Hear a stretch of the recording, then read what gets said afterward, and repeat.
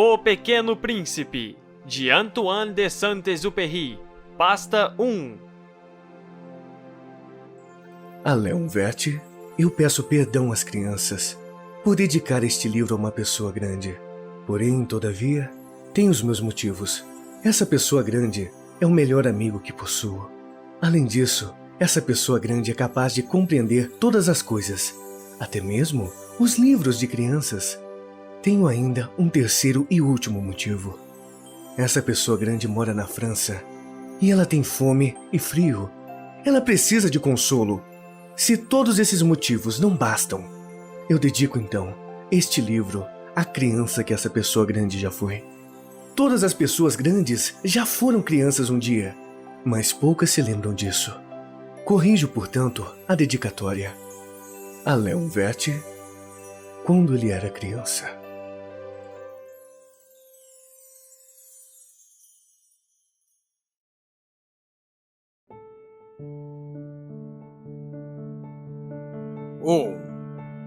Certa vez, quando tinha 6 anos, vi num livro sobre a Floresta Virgem, Histórias Vividas, uma impressionante gravura.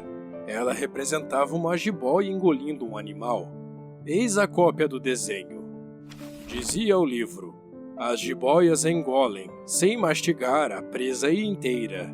Em seguida, não podem mover-se e dormem os 6 meses da digestão.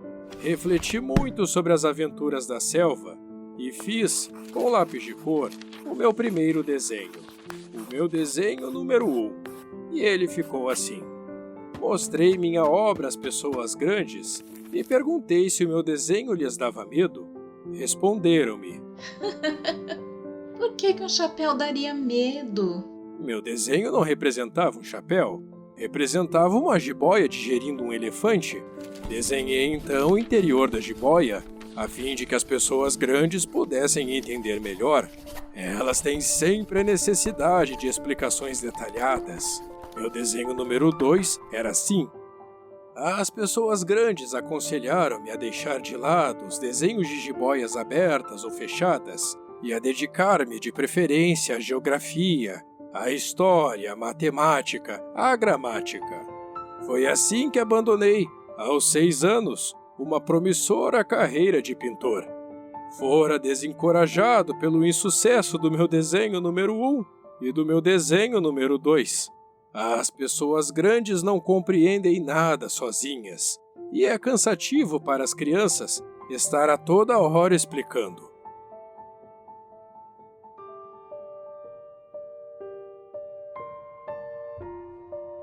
Tive então que escolher uma outra profissão e aprendi a pilotar aviões. Voei por quase todas as regiões do mundo e a geografia, é claro, me serviu muito. Sabia distinguir no relance a China e o Arizona, e isso é muito útil quando se está perdido na noite. Dessa forma, ao longo da vida, tive vários contatos com muita gente séria. Convivi com as pessoas grandes. Vi-as bem de perto, e isso não melhorou muito a minha antiga opinião. Quando encontrava uma que parecia um pouco esclarecida, fazia a experiência do meu desenho número 1, que sempre conservei comigo. Eu queria saber se ela era na verdade uma pessoa inteligente, mas a resposta era sempre a mesma. É um chapéu. Então eu não falava nem de jiboias, nem de florestas virgens, nem de estrelas. Colocava-me no seu nível. Falava de bridge, de golfe, de política, de gravatas.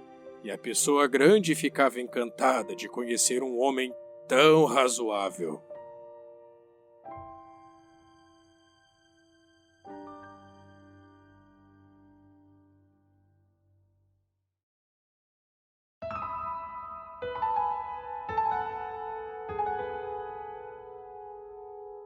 Sem alguém com quem pudesse realmente conversar, até o dia em que uma pane obrigou-me a fazer um pouso de emergência no deserto do Saara, há cerca de 6 anos.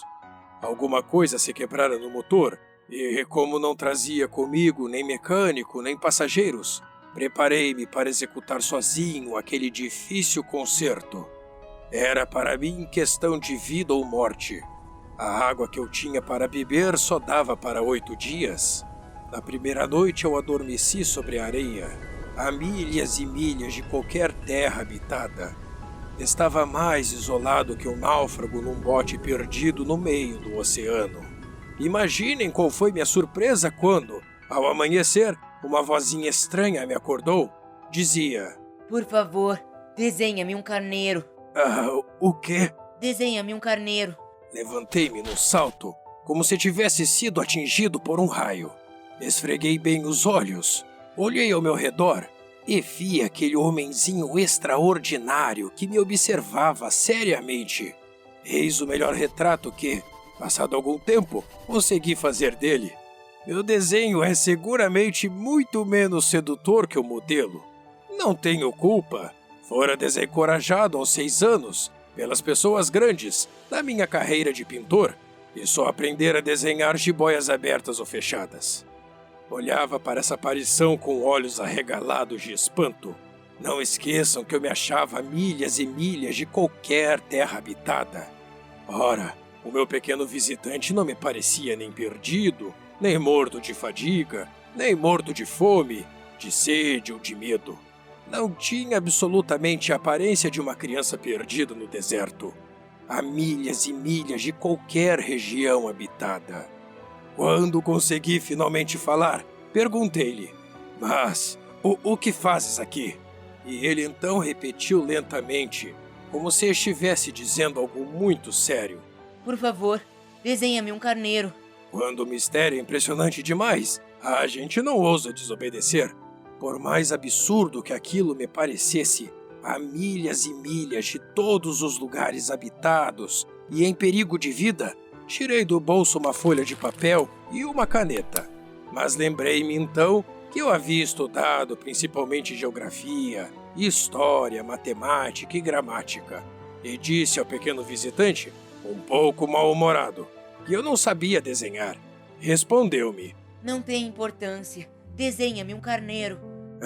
Como jamais houvesse desenhado um carneiro, refiz para ele um dos 2 únicos desenhos que sabia, o da jiboia fechada, e fiquei surpreso de ouvir o garoto replicar: Não, eu não quero um elefante numa jiboia. A jiboia é perigosa e o elefante toma muito espaço. Tudo é pequeno onde eu moro. Preciso de um carneiro. Então eu desenhei. Olhou atentamente e disse: Não, esse já está muito doente. Desenha outro. Desenhei outra vez. Meu amigo sorriu paciente. Bem, vês que isto não é um carneiro. É um bode. Olha os chifres. Fiz mais uma vez o desenho, mas ele foi recusado como os anteriores. Este aí é muito velho. Quero um carneiro que viva muito.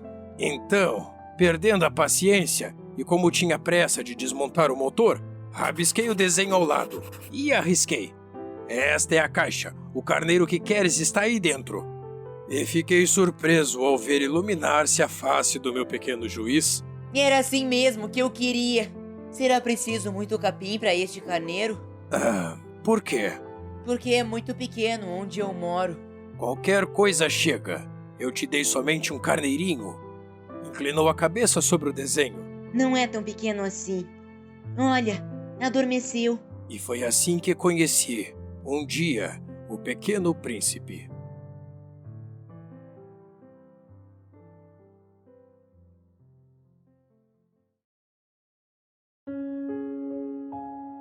Três. Levei algum tempo para entender de onde ele viera. O príncipezinho, que me fazia milhares de perguntas, parecia nunca escutar as minhas. Palavras pronunciadas ao acaso é que foram, pouco a pouco, revelando sua história. Assim, quando viu pela primeira vez meu avião, não vou desenhá-lo, pois acho muito complicado, perguntou-me: Que coisa é aquela? Ora, não é uma coisa. Aquilo voa. É um avião. O meu avião. Eu estava orgulhoso de lhe dizer que eu voava. Então ele perguntou meio assustado: Como? Tu caíste do céu? Sim, respondi humildemente.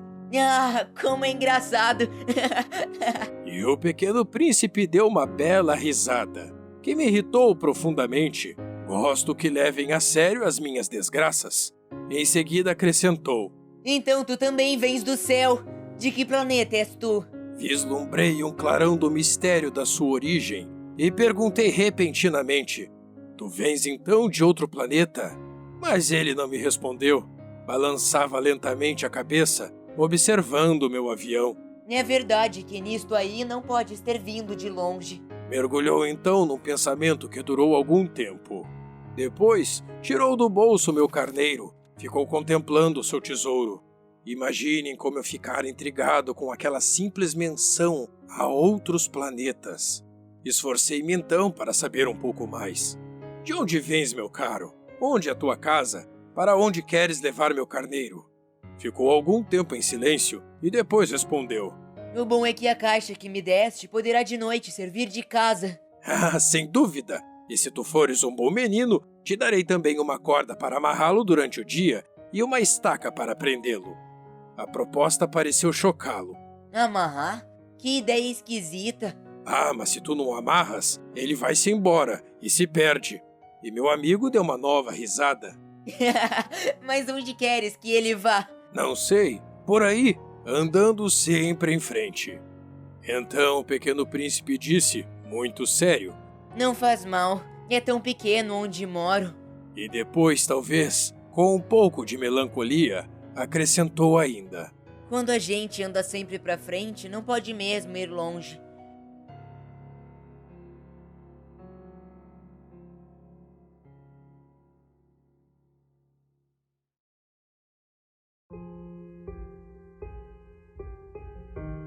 Quatro. Eu aprender assim uma segunda coisa importantíssima.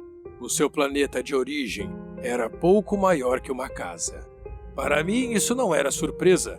Eu sabia que além dos grandes planetas, Terra, Júpiter, Marte ou Vênus, aos quais se deram nomes, há centenas e centenas de outros, por vezes tão pequenos que mal se veem no telescópio.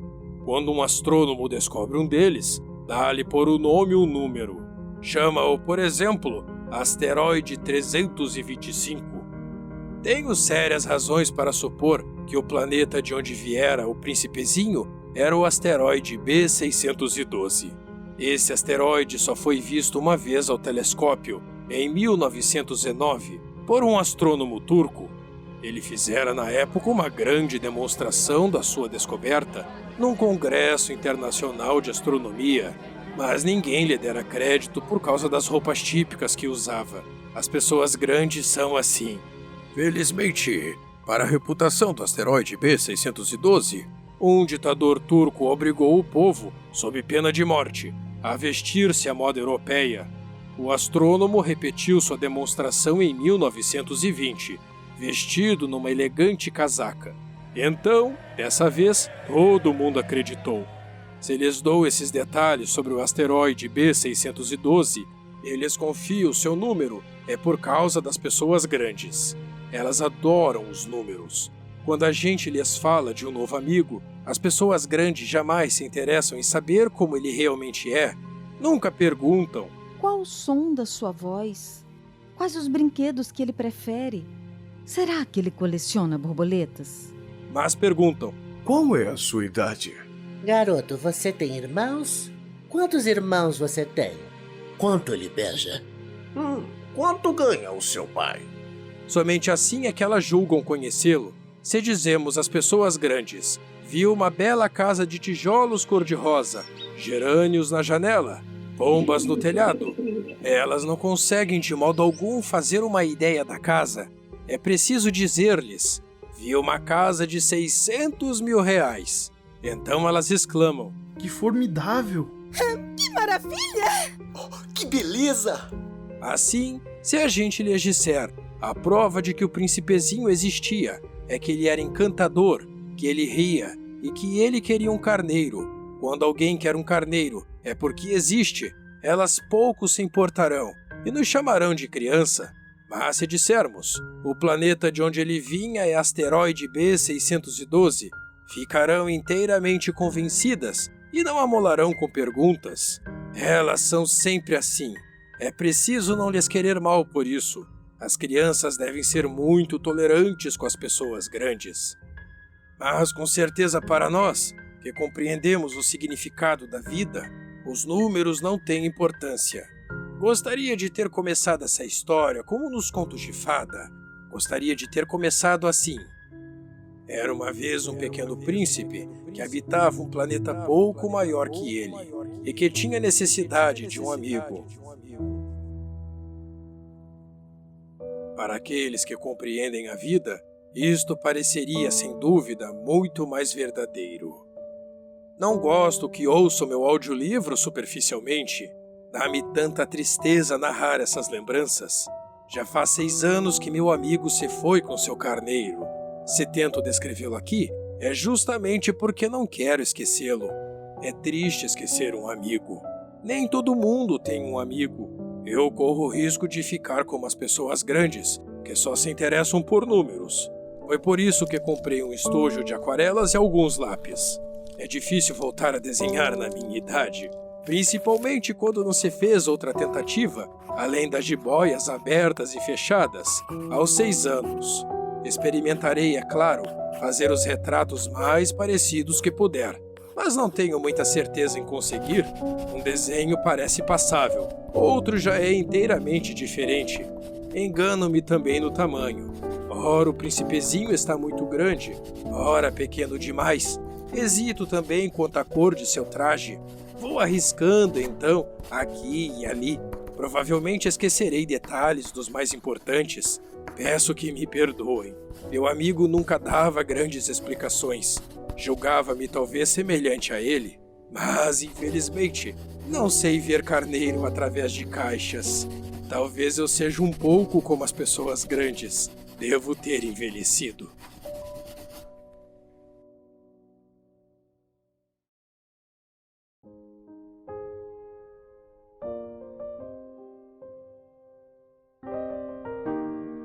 Cinco. A cada dia eu ficava sabendo mais alguma coisa do seu planeta, da partida, da viagem, mas isso devagarinho, ao acaso das informações colhidas de suas observações. Foi assim que vim a conhecer no 3º dia o drama dos baobás. Dessa vez ainda foi graças ao carneiro, pois de repente o pequeno príncipe me perguntou, como se tivesse um sério problema. É verdade que carneiros comem arbustos? Ah, sim, é verdade. Ah, que bom! Não entendi imediatamente porque era tão importante os carneiros comerem arbustos, mas o pequeno príncipe acrescentou. Por conseguinte, eles comem também os baobás? Expliquei ao príncipezinho que os baobás não são arbustos, mas árvores grandes como igrejas, e que mesmo que ele levasse consigo toda uma manada de elefantes, eles não conseguiriam destruir um único baobá. A ideia da manada de elefantes fez o pequeno príncipe rir. Seria preciso botar um por cima do outro. Mas sabiamente observou em seguida. Os baobás, antes de crescer, são pequenos. É verdade. Mas por que tu desejas que os carneiros comam os baobás pequenos? Porque haveria de ser? Respondeu-me, como se tratasse de algo óbvio. E foi-me necessário um grande esforço para decifrar sozinho esse problema. De fato, no planeta do Pequeno Príncipe havia, como em todos os outros planetas, ervas boas e ervas ruins. Consequentemente, sementes boas de ervas boas, sementes más de ervas más. Mas as sementes são invisíveis. Elas dormem nas entranhas da terra até que uma cisme de despertar. Então ela se espreguiça e lança timidamente para o sol um inofensivo galhinho. Se é de roseira ou rabanete, podemos deixar que cresça à vontade, mas quando percebemos que se trata de uma planta ruim, é que precisamos arrancá-la imediatamente. Ora, havia sementes terríveis no planeta do Pequeno Príncipe, as sementes de baobá. O solo do planeta estava infestado. E quando não se descobre que aquela plantinha é um baobá, nunca mais a gente consegue se livrar dele, pois suas raízes penetram o planeta todo, atravancando-o. E se o planeta é pequeno e os baobás numerosos, o planeta acaba rachando. É uma questão de disciplina. Me disse mais tarde o príncipezinho. Quando a gente acaba a toalete da manhã, começa a fazer com cuidado a toalete do planeta. E é preciso que a gente se conforme em arrancar regularmente os baobás, logo que se distingam das roseiras, com as quais muitos se parecem quando pequenos. É um trabalho sem graça, mas de fácil execução. E um dia aconselhou-me a fazer um belo desenho para que as crianças do meu planeta tomassem consciência desse perigo. Se algum dia tiveres de viajar, Explicou-me. poderá ser útil para elas. E às vezes não há inconveniente deixar um trabalho para mais tarde. Mas quando se trata de baobá, é sempre uma catástrofe. Conheci um planeta habitado por um preguiçoso. Havia deixado 3 arbustos. E, de acordo com as orientações do Pequeno Príncipe, desenhei o tal planeta. Não gosto de assumir o tom de moralista, mas o perigo dos baobás é tão pouco conhecido e tão grandes são os riscos para aqueles que um dia se perdessem num asteroide, que ao menos uma vez abro exceção e digo: crianças, cuidem com os baobás. Foi para divertir meus amigos de um perigo que há tanto tempo nos ameaçava, como a mim, e do qual nunca suspeitamos, que tanto caprichei naquele desenho. A mensagem que eu transmiti era de grande importância. Perguntarão talvez, por que não há neste livro outros desenhos tão impressionantes como o dos baobás? A resposta é simples. Tentei, mas não consegui. Quando desenhei os baobás, estava inteiramente tomado pela iminência de seu perigo.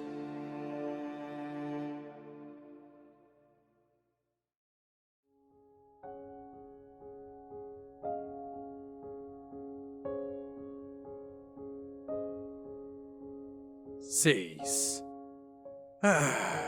Pequeno Príncipe, assim eu comecei a compreender, pouco a pouco, os segredos da tua triste vidinha. Durante muito tempo, não tiveste outra distração a não ser a doçura do pôr do sol. Aprendi este novo detalhe quando me disseste, na manhã do 4º dia. Gosto muito do pôr do sol. Vamos ver um. Mas é preciso esperar. Esperar o quê? Esperar que o sol se ponha. Tu fizeste um ar de surpresa e logo depois riste de ti mesmo. Disseste-me: Eu imagino sempre estar em casa. de fato, quando é meio-dia nos Estados Unidos, o sol, todo mundo sabe, está se pondo na França. Bastaria poder ir à França no minuto para assistir ao pôr do sol. E, infelizmente, a França é longe demais. Mas no teu pequeno planeta, bastava apenas recuar um pouco a cadeira. E assim, contemplavas o crepúsculo todas as vezes que desejavas. Um dia, eu vi o sol se pôr 43 vezes. E logo depois acrescentaste: Quando a gente está triste demais, gosta do pôr do sol. estavas tão tristes assim no dia em que contemplaste os 43? Mas o príncipezinho não respondeu.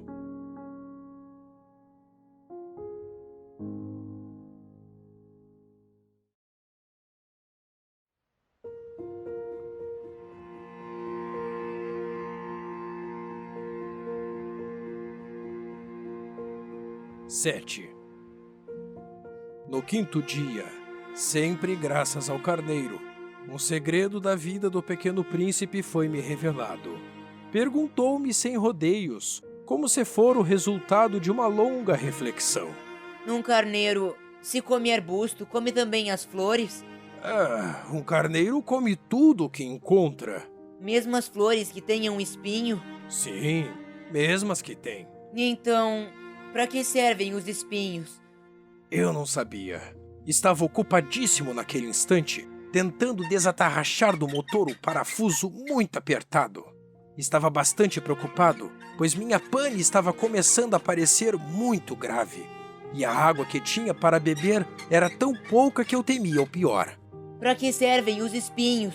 O Pequeno Príncipe jamais renunciava a uma pergunta, uma vez que a tivesse feito. Mas eu estava irritado com o parafuso e respondi qualquer coisa. Espinhos não servem para nada. São pura maldade das flores. Mas, após um silêncio, ele me disse com uma espécie de rancor: Não acredito! As flores são fracas, ingênuas, defendem-se como podem. Elas se julgam terríveis com os seus espinhos. Não respondi. Naquele instante eu pensava: se este parafuso não afrouxar, vou fazê-lo soltar a marteladas.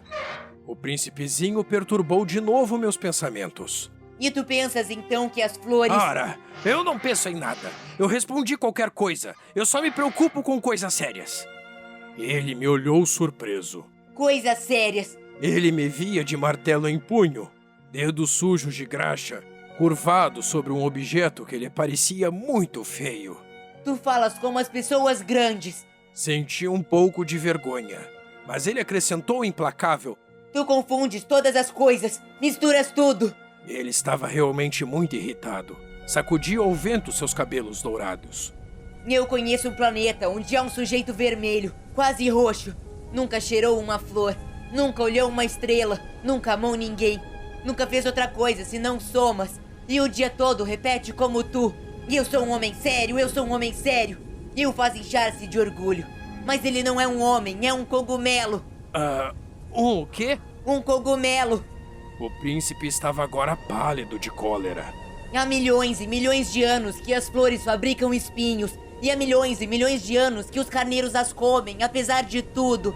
E não será sério procurar compreender porque perdem tanto tempo fabricando espinhos inúteis. Não terá importância a guerra dos carneiros e das flores. Não será mais importante que as contas do tal sujeito. E se eu, por minha vez, conheço uma flor única no mundo, que só existe no meu planeta, e que um belo dia um carneirinho pode liquidar num só golpe, sem avaliar o que faz, isso não tem importância. Corou um pouco e continuou em seguida.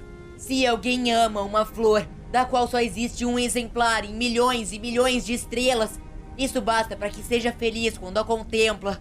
Ele pensa: minha flor está lá, em algum lugar. Mas se o carneiro come a flor, é para ele bruscamente, como se todas as estrelas se apagassem. E isso não tem importância. Não pôde dizer mais nada. Imediatamente se pôs a soluçar. E a noite caíra. Larguei as ferramentas.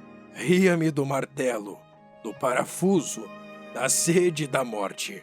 Havia numa estrela, num planeta, o meu, a Terra, um príncipezinho a consolar. Tomei-o nos braços, embalei-o e lhe dizia: a flor que tu amas não está em perigo. Vou desenhar uma mordaça para o carneiro, uma cerca para a tua flor. Eu não sabia mais o que dizer. Sentia-me envergonhado. Não sabia como consolá-lo, como me aproximar dele. É tão misterioso o país das lágrimas.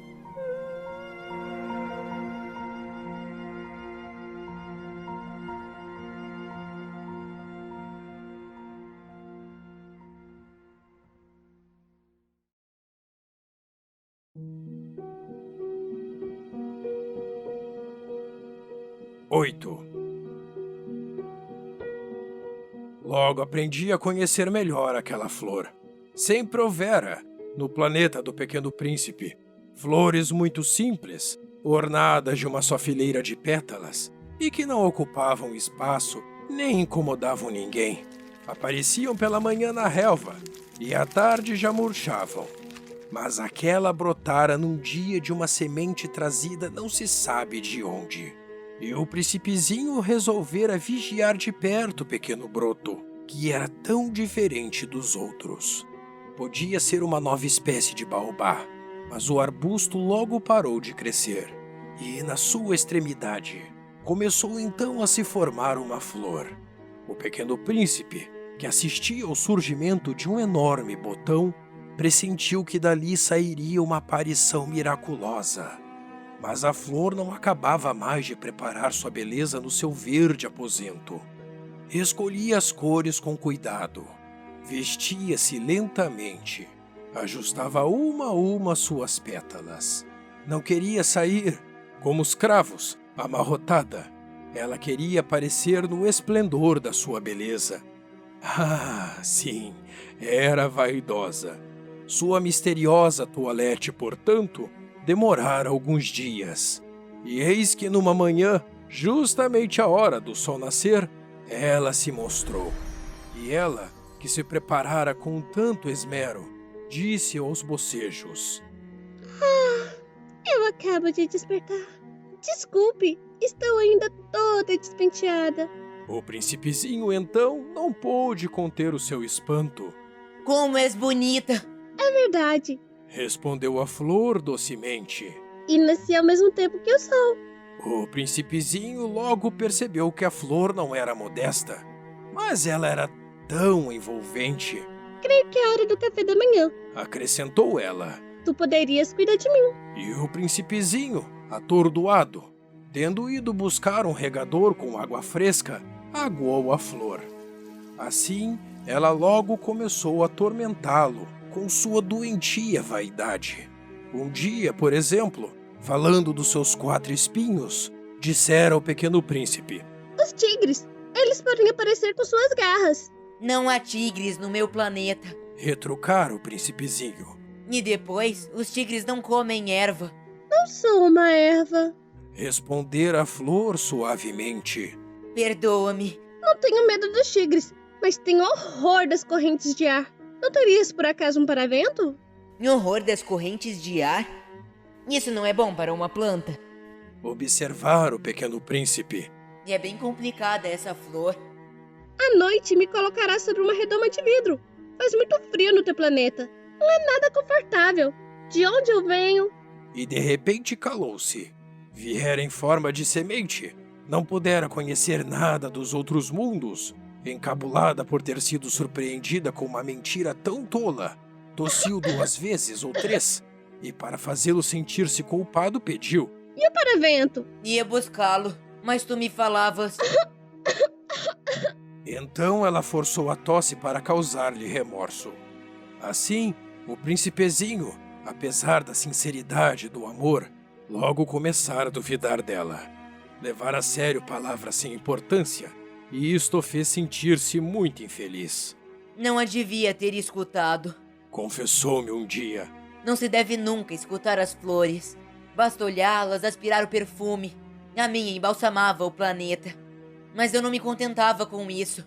A tal história das garras, que tanto me agastara, me devia ter enternecido. Confessou-me ainda. Não soube compreender coisa alguma. Devia tê-la julgado pelos atos, não pelas palavras. Ela me perfumava, me iluminava. Não devia jamais ter fugido. Devia ter-lhe adivinhado a ternura sobre os seus pobres ardis. São tão contraditórias as flores. Mas eu era jovem demais para saber amar.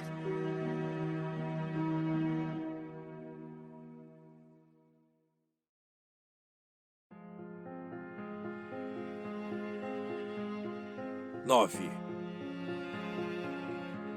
Creio que ele se aproveitou de uma migração de pássaros selvagens para fugir. Na manhã da viagem, pôs o planeta em ordem. Revolveu cuidadosamente seus vulcões. Ele possuía 2 vulcões em atividade e era muito cômodo para esquentar o café da manhã. Possuía também um vulcão extinto, mas, como ele dizia, Nunca se sabe. revolveu também o extinto. Se são bem revolvidos, os vulcões queimam lentamente, constantemente, sem erupções. As erupções vulcânicas são como fagulhas de lareira aqui na Terra. Nós somos muito pequenos para revolver os vulcões. Por isso é que eles nos causam tanto dano. O pequeno príncipe arrancou também, não sem um pouco de tristeza, os últimos rebentos de baobás. Ele pensava nunca mais voltar. Mas todos esses trabalhos rotineiros lhe pareceram, aquela manhã, extremamente agradáveis. E quando regou pela última vez a flor e se preparava para colocá-la sob a redoma, percebeu que tinha vontade de chorar. Adeus, Disse ele à flor. Mas a flor não respondeu. adeus. Repetiu ele. A flor tossiu, mas não era por causa do resfriado. Eu fui uma tola. Disse finalmente. Peço-te perdão. Procure ser feliz. A ausência de censuras o surpreendeu. Ficou parado, completamente sem jeito, com a redoma nas mãos. Não podia compreender essa delicadeza. É claro que eu te amo. Disse-lhe a flor. Foi minha culpa não perceberes isso. Mas não tem importância. Foste tão tolo quanto eu. Tenta ser feliz. Larga essa redoma. Não preciso mais dela. Mas o vento... Não estou tão resfriada assim. O ar fresco da noite me fará bem. Eu sou uma flor. Mas os bichos... É preciso que eu suporte 2 ou 3 larvas se quiser conhecer as borboletas. Dizem que são tão belas. Do contrário, quem virá visitar-me? Tu estarás longe. Quanto aos bichos grandes, não tenho medo deles. Eu tenho minhas garras. E ela mostrava ingenuamente seus 4 espinhos. Em seguida acrescentou: Não demores assim, que é exasperante. Tu decidiste partir, então vai. Pois ela não queria que ele a visse chorar. Era uma flor muito orgulhosa.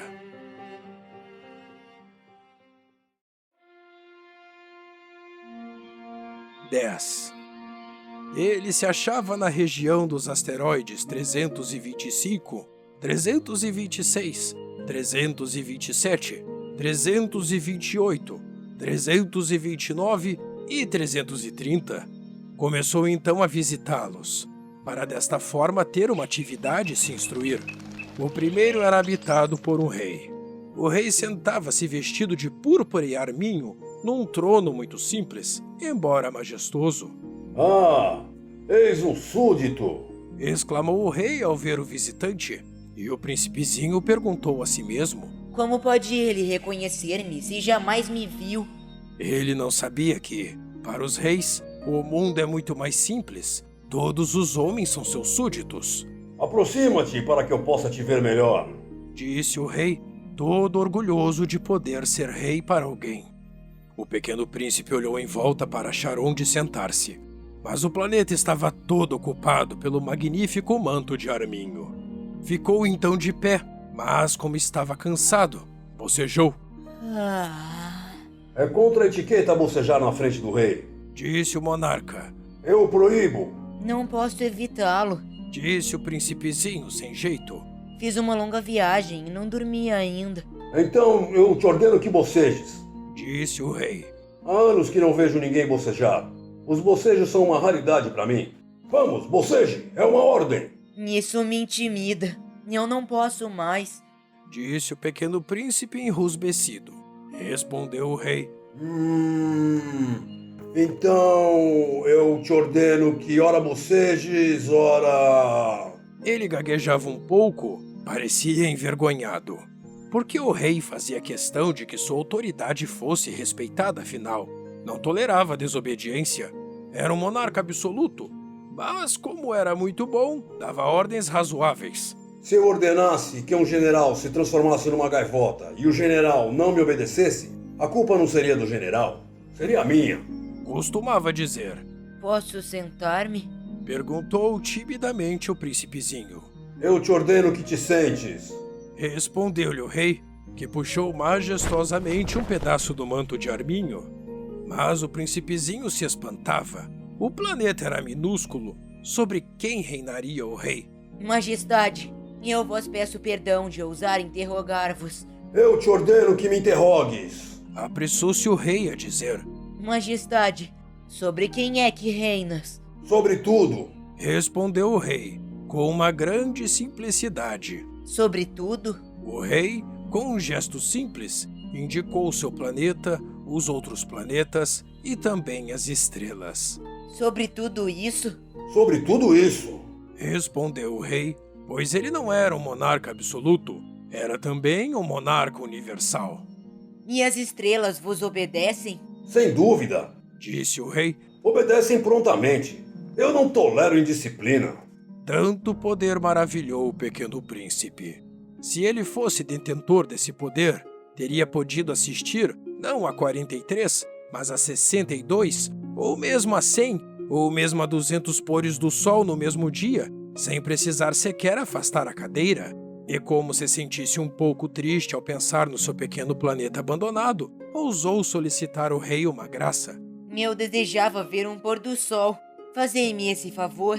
Ordenai ao sol que se ponha. Se eu ordenasse ao meu general voar de uma flor a outra como borboleta, ou escrever uma tragédia, ou transformar-se numa gaivota, e o general não executasse a ordem recebida, quem?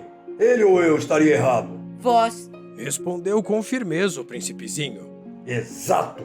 É preciso exigir de cada um o que cada um pode dar. Replicou o rei. A autoridade se baseia na razão.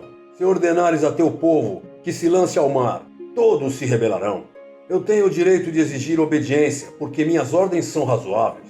E meu pôr do sol? Lembrou o pequeno príncipe, que nunca esquecia uma pergunta que tivesse feito. Teu pôr do sol, tu o terás. Eu o exigirei, mas eu esperarei, na minha sabedoria de governante, que as condições sejam favoráveis. Quando serão? Indagou o pequeno príncipe. Respondeu o rei, que consultou inicialmente um enorme calendário. Será lá por volta de 7h40 esta noite.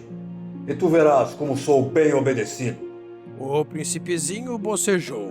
Sentia falta de seu pôr do sol. E depois já estava começando a se aborrecer. Não tenho mais nada para fazer aqui. Disse ao rei. Vou prosseguir minha viagem. Não partas. Retrucou o rei, que estava orgulhoso de ter um súdito. Não partas, eu te faço ministro. Ministro de quê? Da justiça. Mas não há ninguém a julgar. Nunca se sabe. Disse o rei. Ainda não vi todo o meu reino. Eu estou muito velho, não tenho espaço para uma carruagem. E andar cansa-me muito. Ah, mas eu já vi. Disse o pequeno príncipe, que se inclinou para dar uma olhadela do outro lado do planeta. Não consigo ver ninguém. Tu julgarás a ti mesmo. Respondeu-lhe o rei. É o mais difícil.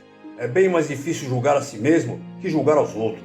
Se consegues fazer um bom julgamento de ti, és um verdadeiro sábio. Mas eu posso julgar-me a mim próprio em qualquer lugar. Replicou o príncipezinho. Não preciso para isso ficar morando aqui. Ah, disse o rei. Eu tenho certeza de que há um velho rato no meu planeta. Eu o escuto à noite. Tu poderás julgar este rato. Tu o condenarás à morte de vez em quando. Assim, a vida dele dependerá da tua justiça. Mas tu o perdoarás sempre, para poupá-lo, pois só temos um. Eu não gosto de condenar à morte. Respondeu o pequeno príncipe. E acho que vou mesmo embora. Não! Disse o rei. Mas o príncipezinho, tendo terminado os preparativos, não quis afligir o velho monarca. Se Vossa Majestade deseja ser prontamente obedecido, poderá dar-me uma ordem razoável. Poderia ordenar-me, por exemplo, que partisse em menos de 1 minuto. Parece-me que as condições são favoráveis. Como o rei não disse nada, o príncipe hesitou um pouco, depois suspirou e partiu. Eu te faço meu embaixador! Apressou-se o rei em gritar. Tinha um ar de grande autoridade. As pessoas grandes são muito esquisitas. Pensava o pequeno príncipe durante a viagem.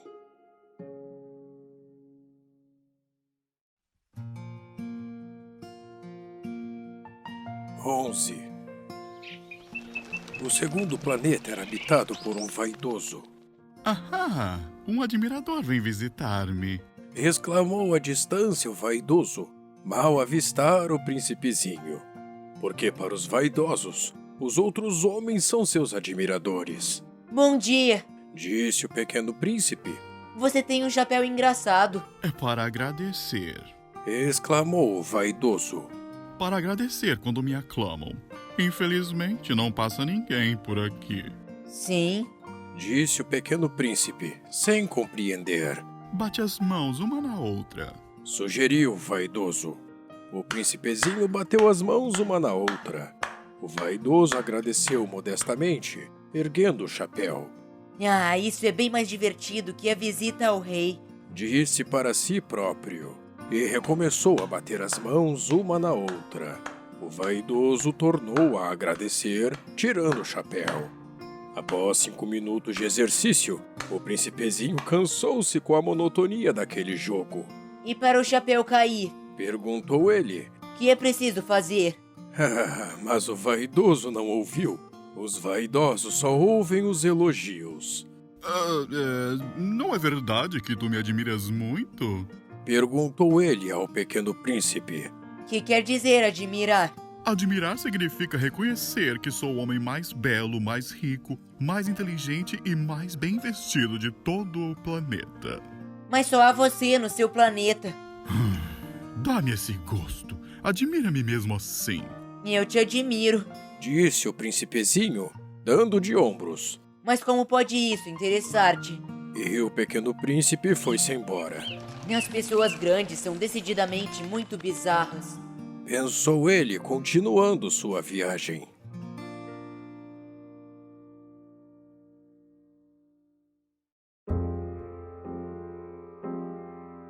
12. O planeta seguinte era habitado por um bêbado. Esta visita foi muito curta, mas deixou o príncipezinho mergulhado numa tristeza profunda. Que fazes aí? Perguntou ele ao bêbado, que se encontrava silenciosamente acomodado diante de inúmeras garrafas vazias e diversas garrafas cheias. Eu bebo. Respondeu o bêbado, com ar triste. Por que é que bebes? Perguntou-lhe o príncipezinho. Esquecer. Para esquecer. Respondeu o beberrão. Esquecer o quê? Indagou o príncipezinho, que já começava a sentir pena dele. Esquecer que eu tenho vergonha. Confessou o bêbado, baixando a cabeça. Vergonha de quê? Perguntou o príncipezinho, que desejava socorrê-lo. Vergonha de beber. Concluiu o beberrão, encerrando-se definitivamente no seu silêncio. E o pequeno príncipe foi-se embora, completamente perplexo. As pessoas grandes são decididamente muito bizarras. Dizia para si mesmo durante a viagem.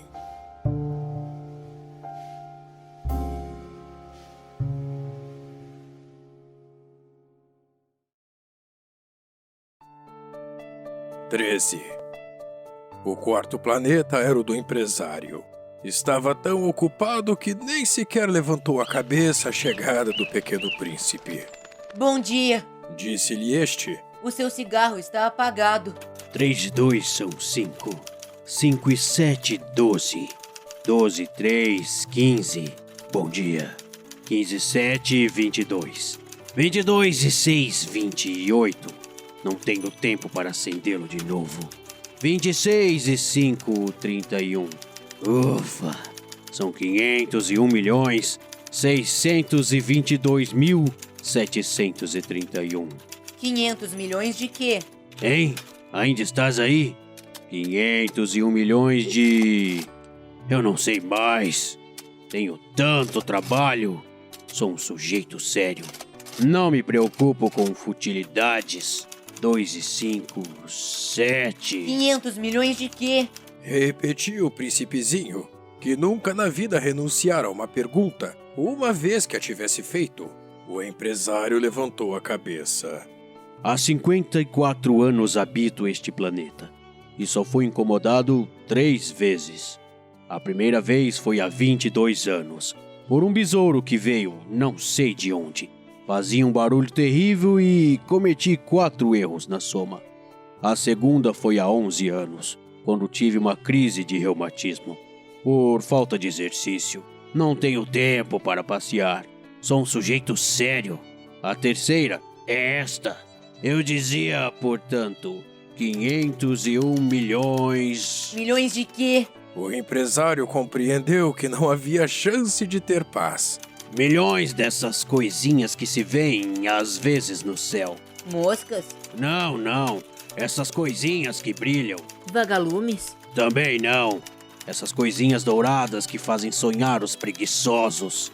Mas eu sou uma pessoa séria. Não tenho tempo para divagações. Ah, as estrelas. Isso mesmo, estrelas. E que fazes tu de 500 milhões de estrelas? 501.622.731. Eu sou um sujeito sério. Gosto de exatidão. O que fazes tu dessas estrelas? O que faço com elas?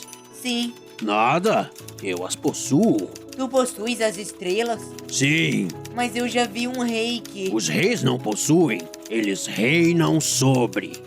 É muito diferente. E de que te serve possuir as estrelas? Serve-me para ser rico. E para que te serve ser rico? Para comprar outras estrelas se alguém achar. E esse aí... Disse o príncipezinho para si mesmo. Raciocina um pouco como o bêbado. No entanto, fez ainda algumas perguntas. Como pode a gente possuir as estrelas? De quem são elas? Respondeu exaltado o empresário. Eu não sei. De ninguém. Logo, são minhas, porque pensei nisso primeiro. Basta isso? Sem dúvida. Quando achas um diamante que não é de ninguém, ele é teu. Quando achas uma ilha que não é de ninguém, Ela é tua. Quando tens uma ideia antes dos outros, tu a registras. Ela é tua.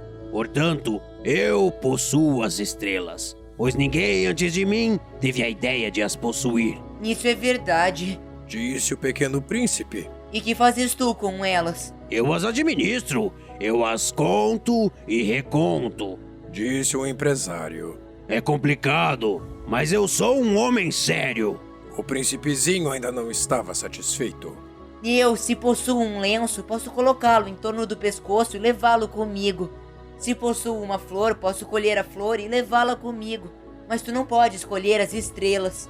Não, mas posso colocá-las num banco. O que quer dizer isso? Isso quer dizer que eu escrevo num pedaço de papel o número de estrelas que possuo. Depois tranco o papel numa gaveta. Só isto? Isso basta.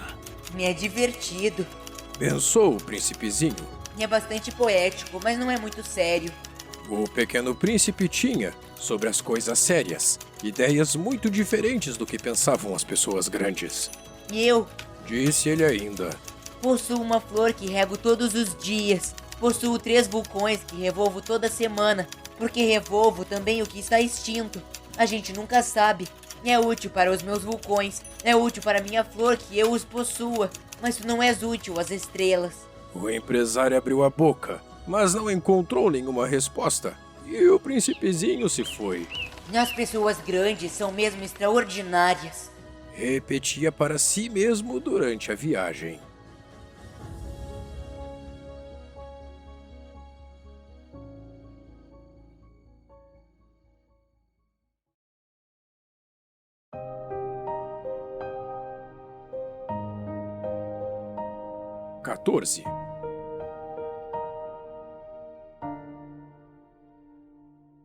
O quinto planeta era muito curioso.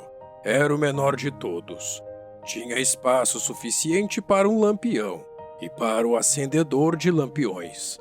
O pequeno príncipe não conseguia entender para que serviriam, no céu, num planeta sem casa e sem gente, um lampião e um acendedor de lampiões. No entanto, disse consigo mesmo: talvez esse homem seja mesmo absurdo. No entanto, é menos absurdo que o rei, que o vaidoso, que o homem de negócios e que o beberrão. Seu trabalho ao menos tem um sentido. Quando acende o lampião é como se fizesse nascer mais uma estrela, mais uma flor. Quando o apaga, porém, é estrela ou flor que adormece. É uma ocupação bonita. E é útil porque é bonita. Quando alcançou o planeta, saudou educadamente o acendedor. Bom dia. Por que acabas de apagar teu lampião? É o regulamento. Bom dia. Respondeu o acendedor. Que é o regulamento? É apagar meu lampião. Boa noite. E tornou a acender. Mas por que acabas de o acender de novo? É o regulamento. Respondeu o acendedor. Eu não compreendo. Disse o príncipe. Não é para compreender. Disse o acendedor. Regulamento. Bom dia. E apagou o lampião. Em seguida enxugou a testa com um lenço de losangos vermelhos. Eu executo uma tarefa terrível. No passado era mais sensato. Apagava de manhã e acendia à noite. Tinha o resto do dia para descansar e toda a noite para dormir. E depois disso mudou o regulamento? O regulamento não mudou. Disse o acendedor. Aí é que está o problema. O planeta a cada ano gira mais depressa. E o regulamento não muda. E então? Disse o príncipezinho. Agora que ele dá uma volta por minuto, não tenho mais um segundo de repouso. Acendo e apago uma vez por minuto. Ah, que engraçado. Os dias aqui duram 1 minuto. Não é nada engraçado. Disse o acendedor. Já faz 1 mês que estamos conversando. 1 mês? Sim, 30 minutos, 30 dias. Boa noite. E acendeu o lampião. O pequeno príncipe respeitou-o e gostou daquele acendedor tão fiel ao regulamento. Lembrou-se dos pôres do sol que ele mesmo provocava, apenas recuando sua cadeira. Quis ajudar seu amigo. Sabes, Eu sei de um modo de descansar quando quiseres. Eu sempre quero descansar, disse o acendedor. Pois a gente pode ser, ao mesmo tempo, fiel e preguiçoso. E o príncipezinho prosseguiu. Teu planeta é tão pequeno que podes com 3 passos dar-lhe a volta. Basta andares lentamente, bem lentamente, de modo a ficares sempre ao sol. Quando quiseres descansar, caminharás, e o dia durará quanto queiras. Isso não adianta muito, disse o acendedor. O que eu gosto mais na vida é dormir. Então não há remédio, disse o príncipe. Não há solução, disse o acendedor. Bom dia. E apagou o lampião. E esse aí? Pensou o príncipezinho. Esse aí seria desprezado por todos os outros. O rei, o vaidoso, o beberrão, o homem de negócios. No entanto, é o único que não me parece ridículo. Talvez porque é o único que se ocupa de outra coisa que não seja ele próprio. Suspirou lentamente e completou. E era o único que eu podia ter feito, meu amigo. Mas seu planeta é mesmo pequeno demais. Não há lugar para 2. O que o pequeno príncipe não ousava admitir é que lamentava partir desse planeta abençoado com 1440 pores do sol a cada 24 horas.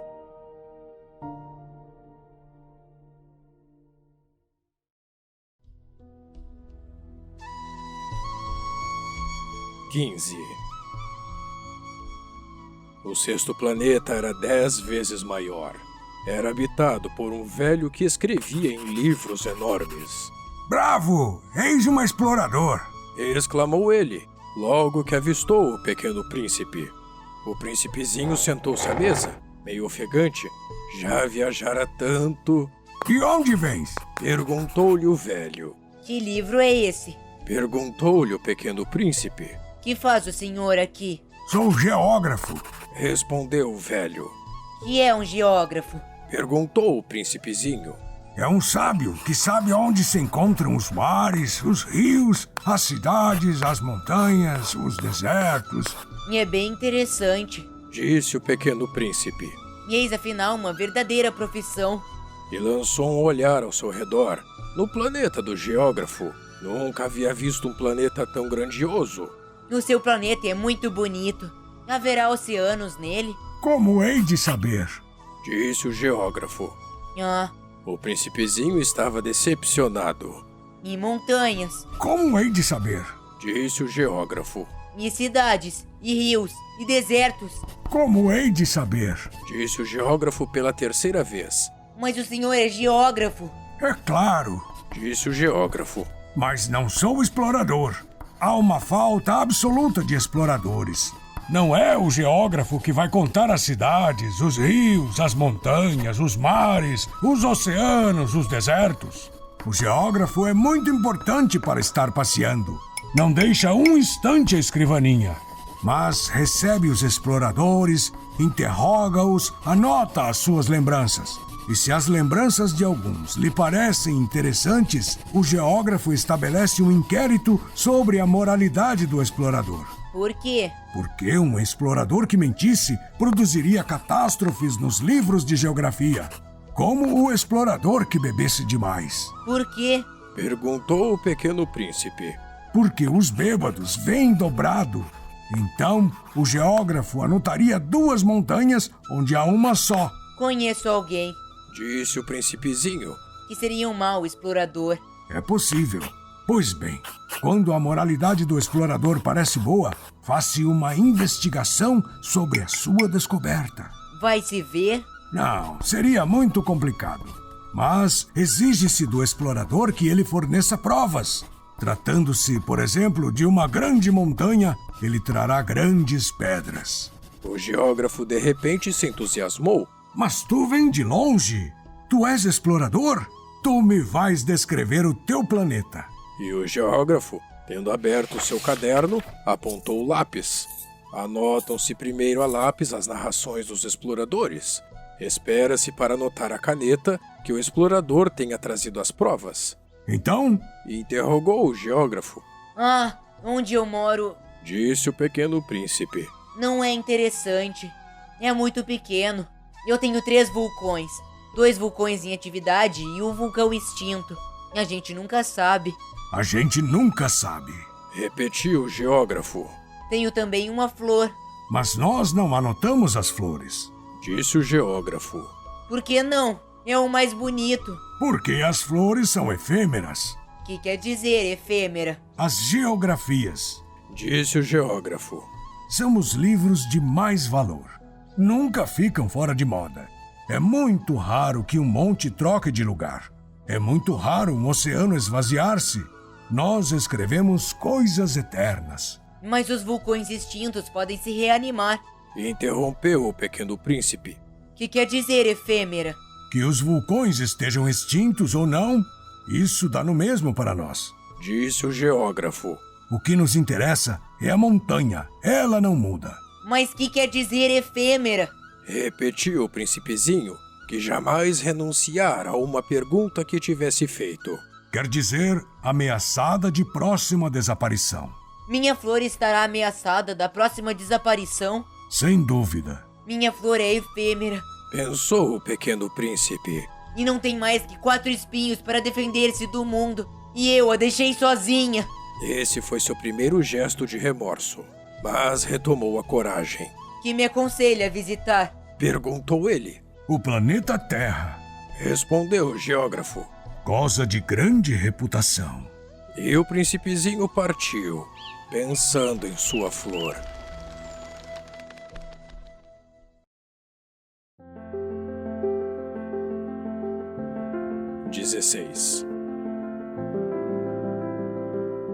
O 7º planeta foi, portanto, a Terra.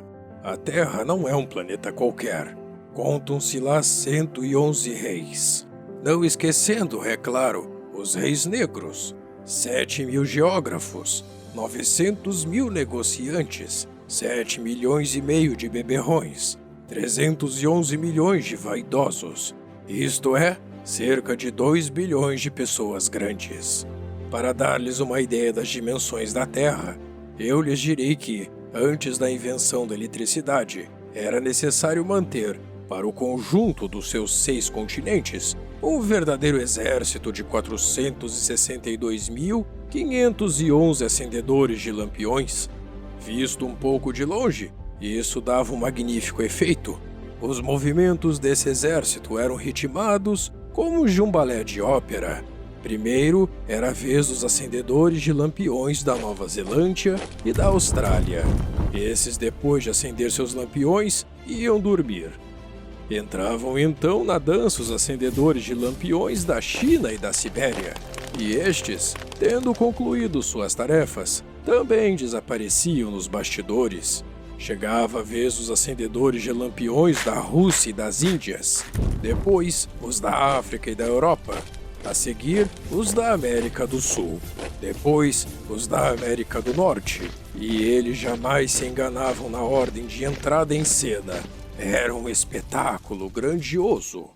Apenas 2, o acendedor do único lampião do Polo Norte e o seu colega, do único lampião do Polo Sul, levavam uma vida preguiçosa e negligente. Trabalhavam somente 2 vezes por ano.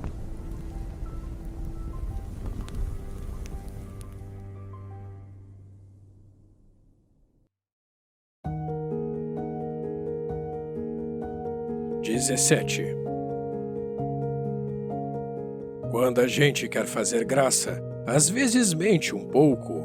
Não fui lá muito honesto ao lhes falar sobre os acendedores de lampiões.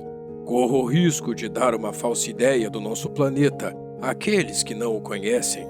Os homens ocupam, na verdade, muito pouco espaço na superfície da Terra. Se os 2 bilhões de habitantes que povoam a Terra se mantivessem de pé, colados uns nos outros, como para um comício, facilmente se acomodariam numa praça pública de 20 milhas de comprimento por 20 milhas de largura. Poderíamos agrupar toda a humanidade na menor das ilhas do Pacífico. As pessoas grandes não acreditarão, é claro. Elas julgam ocupar muito espaço. Imaginam-se tão importante como os baobás. Peçam-lhes então que façam as contas. Elas adoram os números. Ficarão contentes com isso, mas não percam seu tempo nessa matemática. É desnecessário. Sei que acreditam em mim. O pequeno príncipe, uma vez na Terra, ficou muito surpreso de não ver ninguém. Já receava ter se enganado de planeta quando um anel cor-de-lua remexeu na areia. Boa noite, disse o príncipezinho. Boa noite, respondeu a serpente. Em que planeta me encontro? Perguntou o príncipezinho. Na Terra. Na África. Respondeu a serpente. Ah, e não há ninguém na Terra? Aqui é o deserto. Não há ninguém nos desertos. A Terra é grande, disse a serpente. O pequeno príncipe sentou-se numa pedra e ergueu os olhos para o céu. As estrelas são todas iluminadas. Não será para que cada um possa um dia encontrar a sua? Olha o meu planeta. Está justamente em cima de nós, mas como está longe. Teu planeta é belo, disse a serpente. Que vens fazer aqui? Tive dificuldades com uma flor, disse o príncipe. Ah! Exclamou a serpente, e se calaram. Onde estão os homens? Tornou a perguntar o príncipezinho. A gente está um pouco só no deserto. Entre os homens, a gente também se sente só, disse a serpente. O pequeno príncipe olhou-a por um longo tempo. Tu és um bichinho engraçado, disse ele. Fino como um dedo. Mas sou mais poderosa do que o dedo de um rei, disse a serpente. O príncipezinho sorriu. Tu não és tão poderosa assim. Não tem sequer umas patas. Não pode sequer viajar. Eu posso levar-te mais longe que um navio, disse a serpente. Então enrolou-se no tornozelo do pequeno príncipe, como se fosse um bracelete de ouro. Aquele que eu toco, devolvo a terra de onde veio, continuou a serpente. Mas tu és puro e vens de uma estrela. O príncipezinho não respondeu.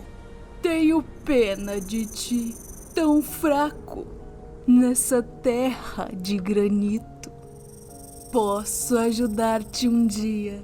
Se tiveres muita saudade do teu planeta, posso... Ah, eu compreendi muito bem, respondeu o pequeno príncipe. Mas por que fala sempre por enigmas? Eu os resolvo todos, disse a serpente, e calaram-se os dois.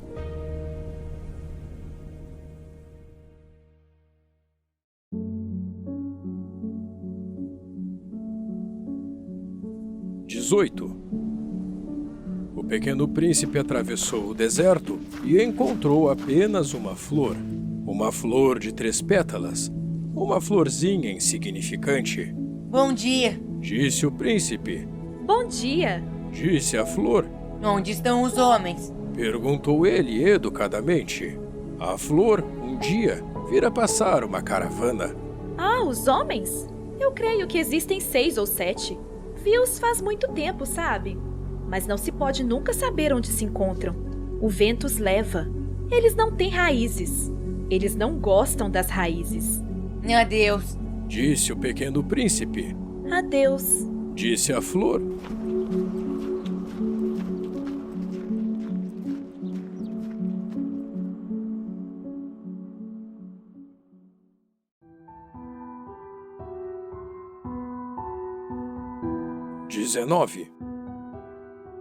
O pequeno príncipe escalou uma grande montanha. As únicas montanhas que conhecera eram os 3 vulcões que lhe batiam no joelho. O vulcão extinto servia-lhe de tamborete. De montanha tão alta, pensava ele, verei todo o planeta e todos os homens. Mas só viu pedras pontudas como agulhas. Bom dia, disse ele ao Léo. Bom dia, bom dia, bom dia, respondeu o eco. Quem és tu? Perguntou o príncipezinho. Quem és tu? Quem és tu? Quem és tu? Respondeu o eco. Sede, meus amigos, eu estou só, disse ele. Eu estou só, eu estou só, eu estou só, respondeu o eco. Que planeta engraçado, pensou então. É todo seco, pontudo e salgado. E os homens não têm imaginação. Repetem o que a gente diz. No meu planeta eu tinha uma flor. E era sempre ela que falava primeiro.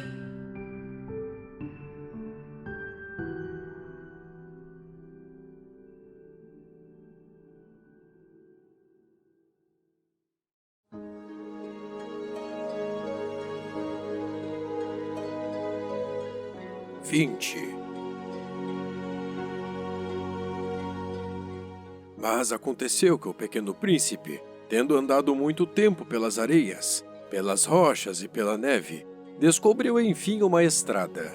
E as estradas vão todas em direção aos homens. Bom dia, disse ele. Era um jardim cheio de rosas. Bom dia, disseram as rosas. Ele as contemplou. Eram todas iguais à sua flor. Quem sois? Perguntou ele espantado. Somos as rosas, responderam elas. Ah! Exclamou o príncipezinho. E ele se sentiu profundamente infeliz. Sua flor lhe havia dito que ela era a única de sua espécie em todo o universo. E eis que havia 5.000, iguaizinhas só num jardim. Ela haveria de ficar bem vermelha, pensou ele. Se visse isso, começaria a tossir, fingiria morrer só para escapar do ridículo. E eu então teria que fingir que cuidava dela, porque senão, só para me humilhar, ela era bem capaz de morrer de verdade.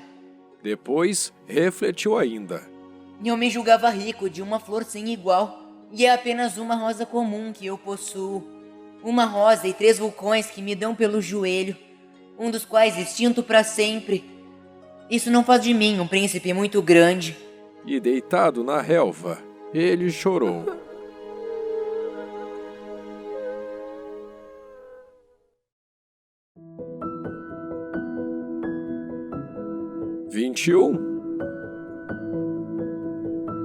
E foi então que apareceu a raposa.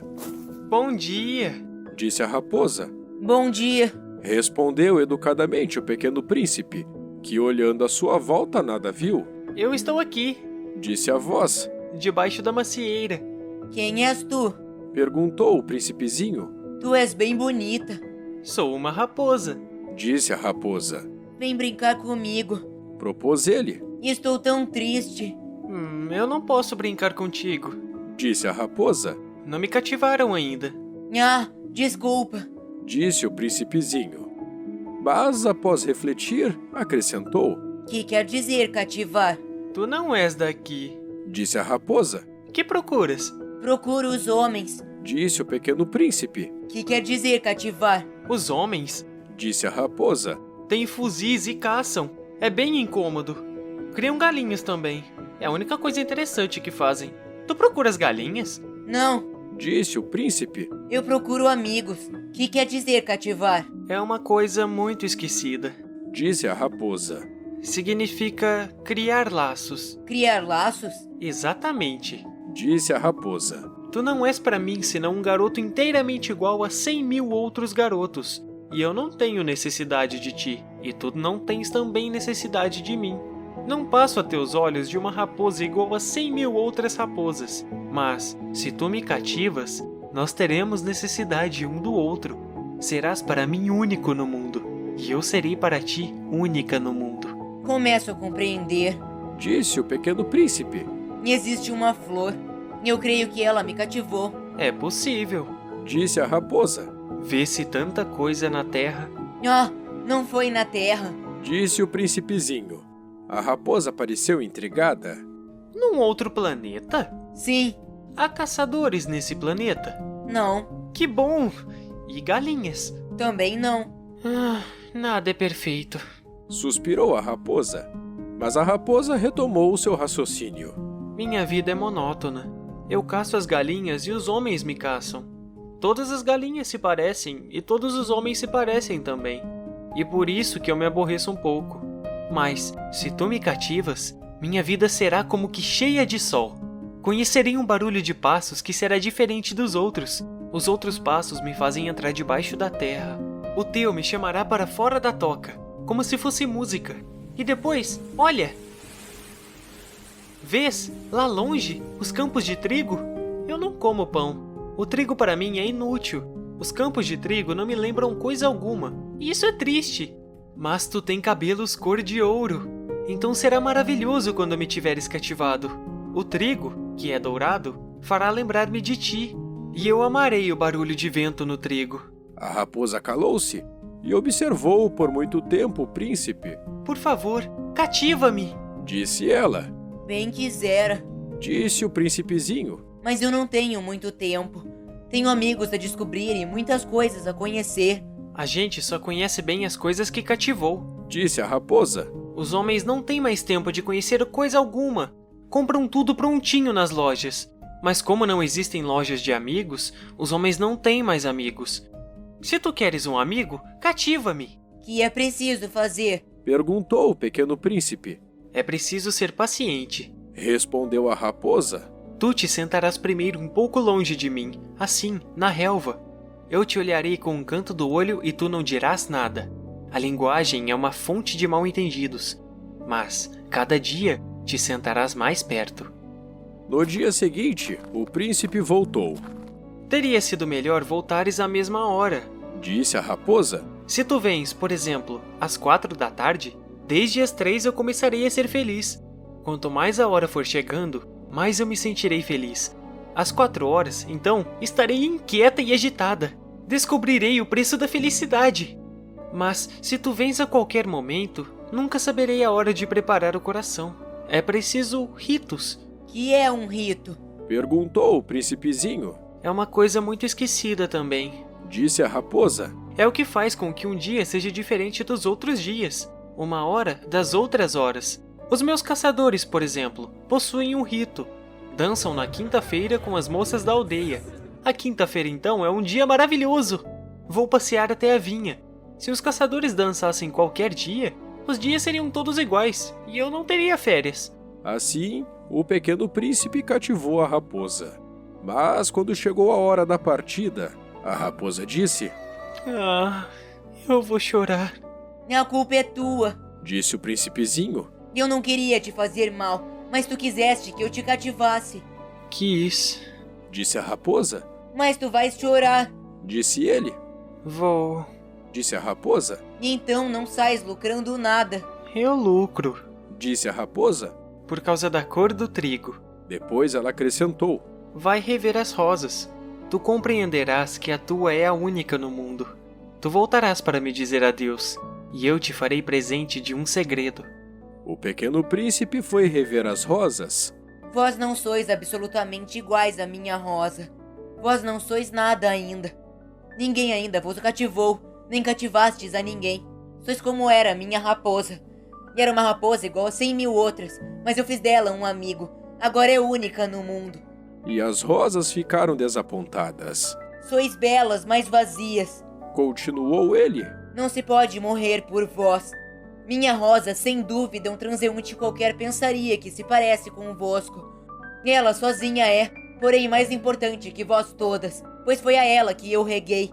Foi a ela que pus sob a redoma. Foi a ela que abriguei com o paravento. Foi dela que eu matei as larvas, exceto 2 ou 3 por causa das borboletas.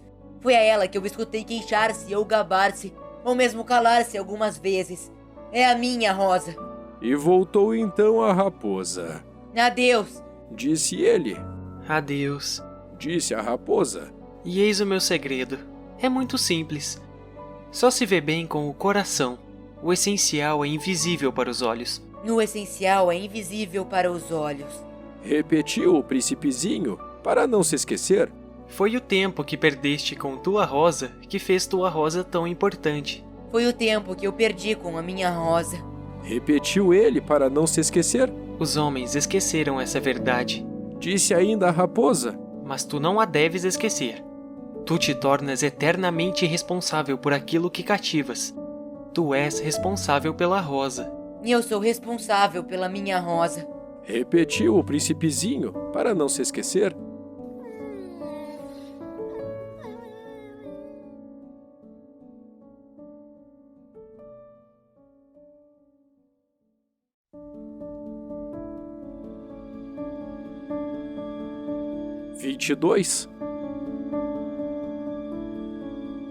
Bom dia, Disse o príncipezinho.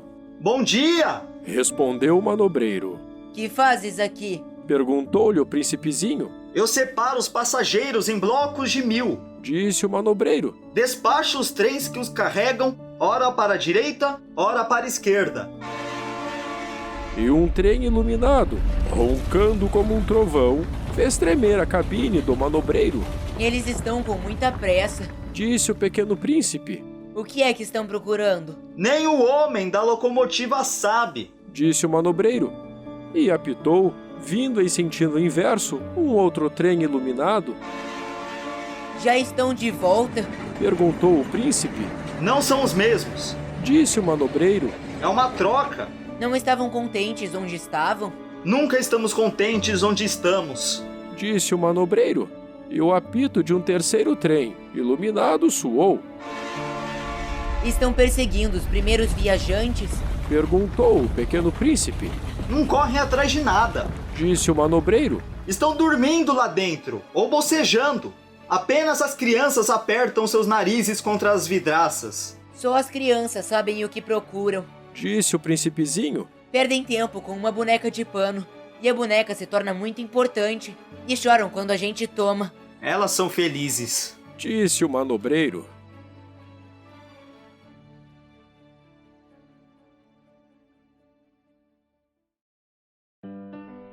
"23. Bom dia. Disse o pequeno príncipe. Bom dia! Disse o vendedor. Era um vendedor de pílulas especiais que saciavam a sede. Tomava-se uma por semana e não é mais preciso beber. Por que vendes isso? Perguntou o príncipezinho. Ah, é uma grande economia de tempo. Disse o vendedor.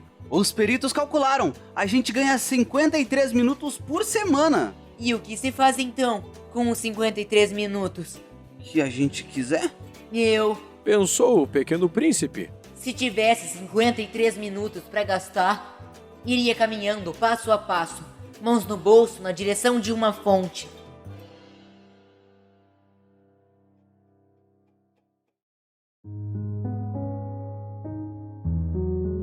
"24. Estávamos no 8º dia da minha pane no deserto. Justamente quando bebi a última gota da minha reserva de água, foi que ouvi a história do vendedor. Disse eu ao pequeno príncipe. São bem bonitas as tuas lembranças, mas eu não consertei ainda meu avião. Não tenho mais nada para beber. E também seria feliz se pudesse ir caminhando calmamente em direção a uma fonte. Minha amiga raposa me disse... Meu caro, não se trata mais da raposa. Por quê? Porque vamos morrer de sede. Ele não compreendeu meu raciocínio e respondeu... E é bom ter tido um amigo, mesmo se a gente vai morrer. Eu estou muito contente de ter tido a raposa como amiga. Ele não pode avaliar o perigo. Pensei, não tem nunca fome ou sede. Um raio de sol lhe basta. Mas ele me olhou e respondeu ao meu pensamento. Tenho sede também. Procuremos um poço. Eu fiz um gesto de desânimo.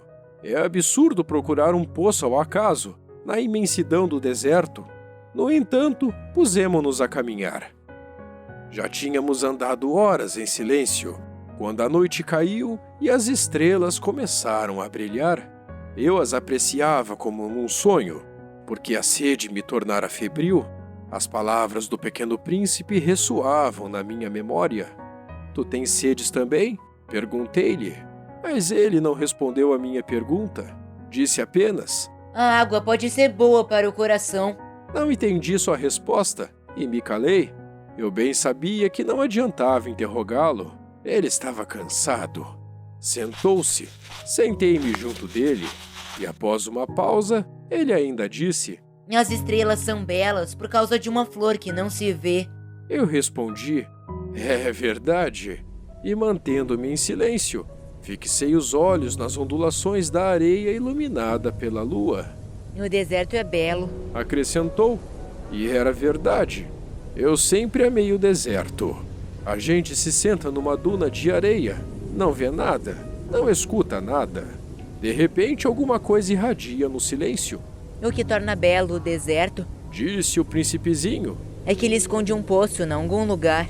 Fiquei surpreso por compreender de repente essa misteriosa irradiação da areia.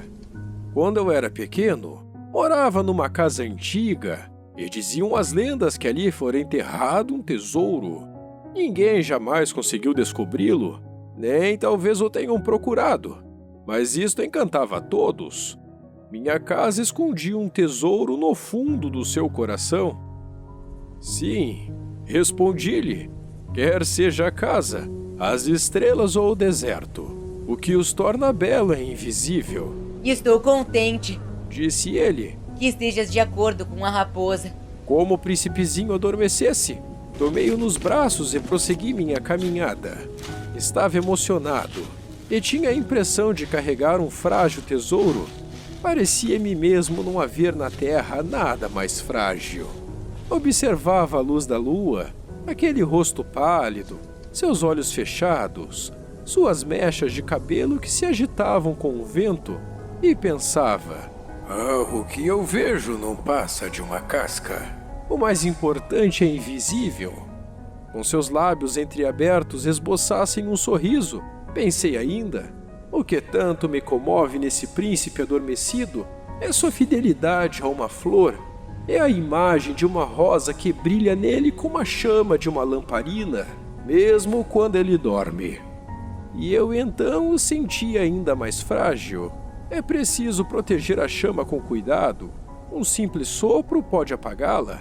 E continuando a caminhada, eu descobri o poço ao raiar do dia.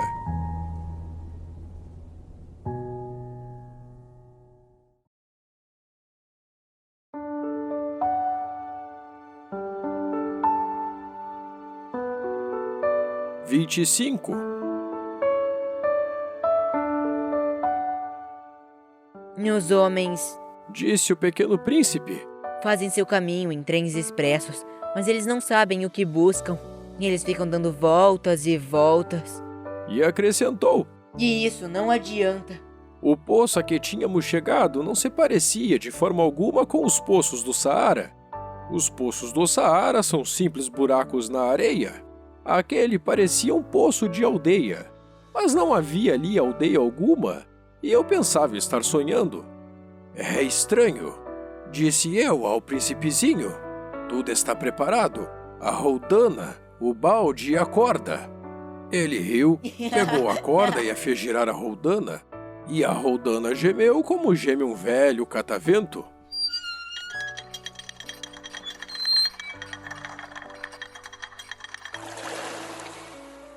Tu escutas? Disse o príncipezinho. Estamos acordando o poço. Ele canta. Eu não queria que ele fizesse nenhum esforço. Deixa que eu puxe, disse eu. É muito pesado para ti. Lentamente, içei o balde com cuidado. O coloquei na borda do poço. O canto da roldana ainda permanecia nos meus ouvidos. E na água ainda trêmula eu podia ver o reflexo do sol. Tenho sede dessa água, disse o pequeno príncipe. Dá-me de beber. E eu compreendi o que ele havia buscado. Levantei o balde até sua boca. Ele bebeu, de olhos fechados. Era doce como uma festa. Essa água era muito mais que um alimento. Nascera da caminhada sob as estrelas, do canto da roldana, do esforço do meu braço.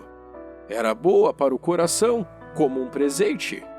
Quando eu era pequeno, as luzes da árvore de Natal, a música da missa da meia-noite, a doçura dos sorrisos se refletiam nos presentes que eu ganhava. Os homens do teu planeta, disse o pequeno príncipe, cultivam 5.000 rosas no mesmo jardim e não encontram o que procuram. É verdade, respondi. E, no entanto, o que eles buscam poderia ser achado numa só rosa ou num pouquinho d'água. É verdade. E o príncipezinho acrescentou, mas os olhos são cegos e é preciso buscar com o coração. Eu tinha bebido, respirava normalmente.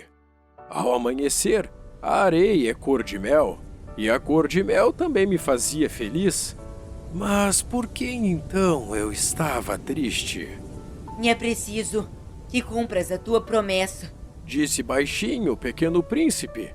que estava de novo sentado junto de mim. Que promessa! Tu sabes, a mordaça do meu carneiro. E eu sou responsável pela flor. Tirei do bolso os meus esboços de desenho. O príncipezinho os viu e disse rindo: Teus baobás parecem um pouco repolhos.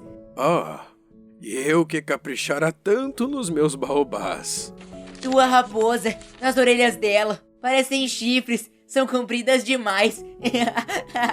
Ele riu outra vez. Tu és injusto, meu caro.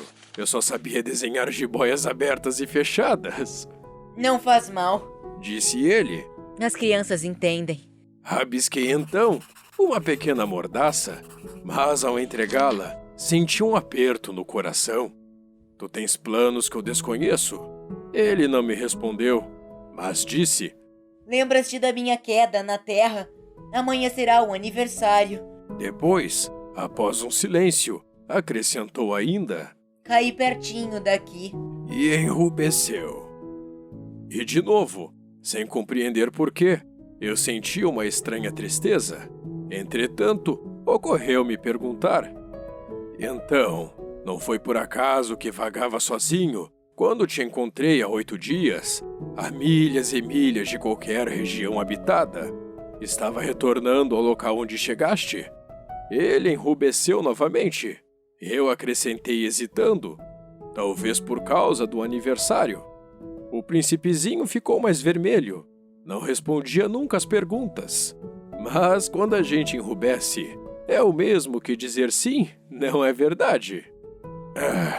Disse-lhe eu tenho medo. Mas ele me respondeu: Tu deves agora trabalhar, ir em busca do teu aparelho. Espero-te aqui.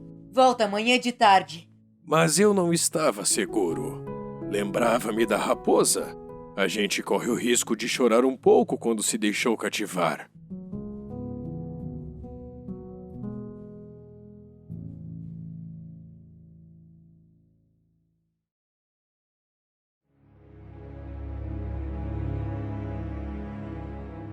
(26) Havia, ao lado do poço, a ruína de um velho muro de pedra.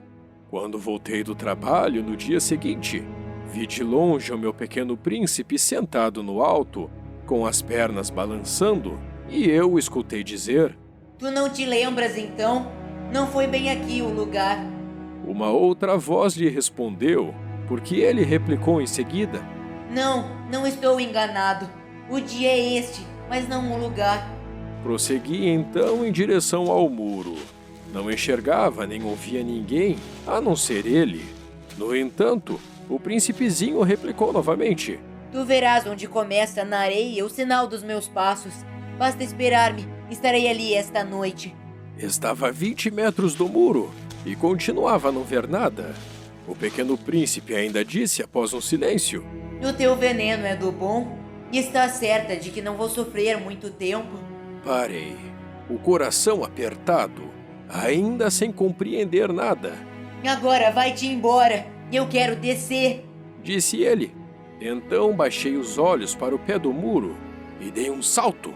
Lá estava, erguida para o príncipezinho, uma dessas serpentes amarelas que nos liquidam em 30 segundos. Rapidamente procurei o revólver no bolso, mas percebendo o barulho, a serpente deslizou pela areia, como um esguicho de água que de repente seca, e vagarosamente se enfiou entre as pedras, com um leve tinir metálico. Cheguei ao muro a tempo de segurar nos braços o meu caro príncipe, pálido como a neve. Que história é essa? Tu conversas agora com as serpentes? Afrouxei o nó do lenço dourado que ele sempre usava no pescoço. Molhei sua testa, dei-lhe de beber e agora não ousava perguntar-lhe mais nada. Olhou-me seriamente e abraçou o meu pescoço. Senti o seu coração bater de encontro ao meu, como o de um pássaro morrendo, atingido por um tiro. Ele me disse: Estou contente de teres descoberto o defeito do maquinismo. Vais poder voltar para casa. Como soubeste? Eu vinha justamente avisar-lhe que, contra todas as expectativas, havia conseguido realizar o concerto. Ele não respondeu à minha pergunta, mas acrescentou: Eu também volto hoje para casa. Depois, Tristonho disse: É bem mais longe, bem mais difícil. Eu percebia claramente que algo de extraordinário se passava. Apertava-o nos braços como se fosse uma criancinha, mas tinha a impressão de que ele ia deslizando num abismo, sem que eu nada pudesse fazer para detê-lo.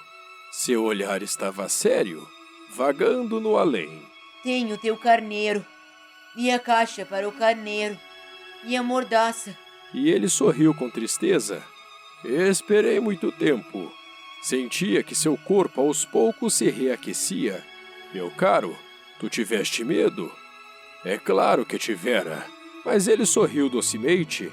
Terei mais medo ainda esta noite. O sentimento do irremediável me fez gelar de novo, e eu compreendi que não poderia suportar a ideia de nunca mais escutar aquele riso. Ele era para mim como uma fonte no deserto. Meu caro, eu quero ainda escutar o teu riso. Mas ele me disse: Faz 1 ano esta noite. Minha estrela se achará justamente em cima do lugar onde eu caí o ano passado. Meu caro, essa história de serpente, de encontro marcado, de estrela, não passa de um pesadelo, não é mesmo? Mas ele não respondeu à minha pergunta e disse: O que é importante, a gente não vê. Sim, eu sei. Será como uma flor. Se tu amas uma flor que se acha numa estrela, é doce de noite olhar o céu. Todas as estrelas estão floridas. É verdade. Será como a água. Aquela que me deste parecia música, por causa da roldana e da corda. Lembras-te como era boa? Sim, lembro-me. Tu olharás de noite, e as estrelas. Onde eu moro é muito pequeno para que eu possa te mostrar onde se encontra a minha. É melhor assim. Minha estrela será então qualquer das estrelas. Gostarás de olhar todas elas. Serão todas tuas amigas. E depois vou fazer-te um presente. Ele riu outra vez. Ah, meu caro, meu querido amigo, como eu gosto de ouvir esse riso. Pois é ele o meu presente. Será como a água. Ah, o que queres dizer? As pessoas têm estrelas que não são as mesmas. Para uns que viajam, as estrelas são guias. Para outros, elas não passam de pequenas luzes. Para outros, os sábios são problemas. Para o meu negociante, era um ouro. Mas todas essas estrelas se calam. Tu, porém, terás estrelas como ninguém. O que queres dizer? Quando olhares o céu de noite, porque habitarei uma delas, porque numa delas estarei rindo. E então será como se todas as estrelas te rissem, e tu terás estrelas que sabem rir. E ele riu mais uma vez. E quando te houveres consolado, tu te sentirás contentes por me teres conhecido. Tu serás sempre meu amigo. Terás vontade de rir comigo e abrirás às vezes a janela à toa, por gosto. E teus amigos ficarão espantados de ouvir-te rir olhando o céu. Tu explicarás então: sim, as estrelas sempre me fazem rir. E eles te julgarão maluco. Será uma peça que te prego. E riu de novo. Será como se eu te houvesse dado, em vez de estrelas, montões de guizos que riem. E riu de novo. E depois ficou sério. Esta noite, tu sabes, não venhas. Eu não te deixarei. Eu parecerei sofrer. Eu parecerei morrer. É assim. Não venhas ver. Não vale a pena. Eu não te abandonarei. Mas ele estava preocupado. Eu digo isto também por causa da serpente. É preciso que não te morda. As serpentes são más. Podem morder por gosto. Eu não te abandonarei. Mas uma coisa o tranquilizou. Elas não têm veneno, é verdade, para uma segunda mordida. Naquela noite, não o vi partir. Saiu sem fazer barulho. Quando consegui alcançá-lo, ele caminhava decidido, num passo rápido. Disse-me apenas: Ah, estás aqui. E segurou minha mão, mas preocupou-se de novo.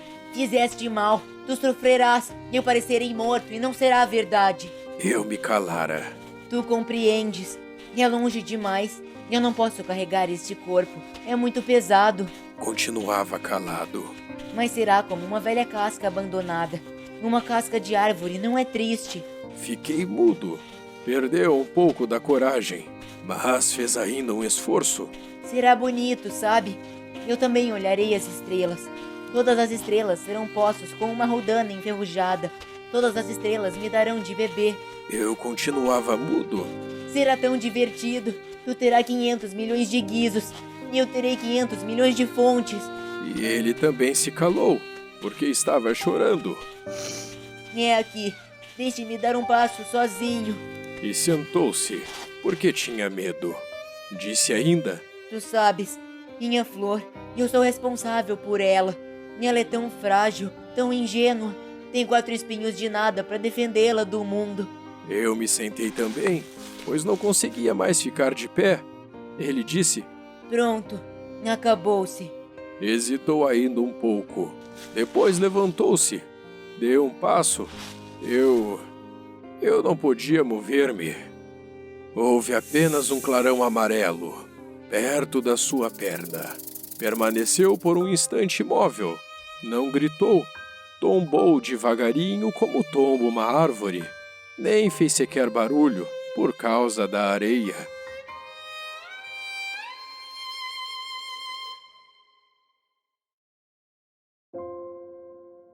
"27. E agora já se passaram 6 anos. Jamais contar essa história. Os companheiros que me encontraram quando voltei ficaram contentes de me ver são e salvo. Eu estava triste, mas lhes dizia: é o cansaço. Agora já me conformei um pouco, mas não completamente. Tenho certeza de que ele voltou ao seu planeta, pois ao raiar do dia não encontrei o seu corpo. Não era um corpo tão pesado assim, e gosto à noite de escutar as estrelas. É como ouvir 500 milhões de guizos. Mas eis que acontece uma coisa extraordinária. Na mordaça que desenhei para o Pequeno Príncipe, esqueci de juntar a correia de couro, mas ele não poderá jamais prendê-la no carneiro.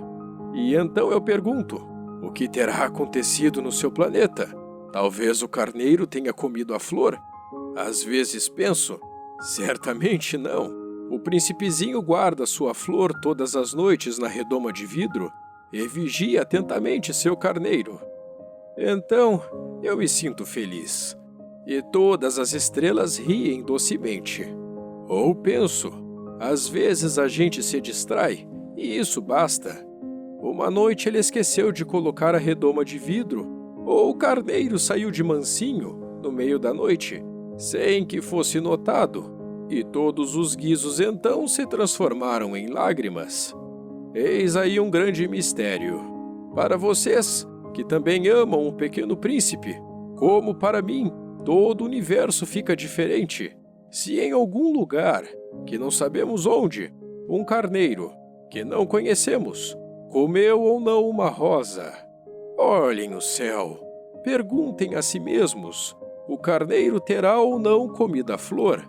E verão como tudo fica diferente, e nenhuma pessoa grande jamais entenderá que isso possa ter tanta importância. Esta é para mim a mais bela e a mais triste paisagem do mundo. É a mesma da vez anterior, mas desenhei-a de novo para mostrá-la bem. Foi aqui que o Pequeno Príncipe apareceu na Terra e depois desapareceu.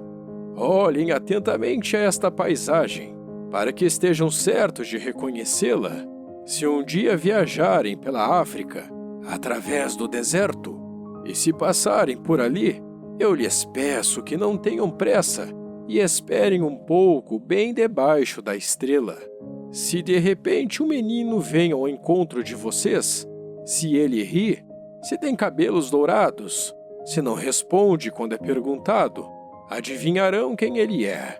Façam-me então um favor, não me deixem tão triste. Escrevam-me depressa dizendo que ele voltou.